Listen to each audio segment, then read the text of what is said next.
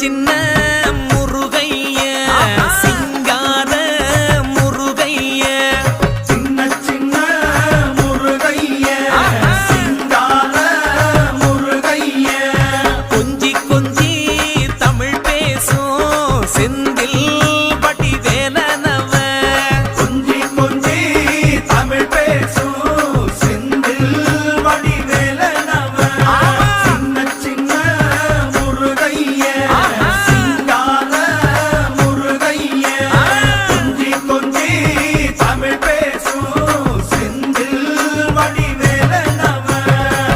சுப்பிரமணிய சாமி என்பார், கார்த்திகேயன் என்பார், சுவாமிநாதன் என்பார்,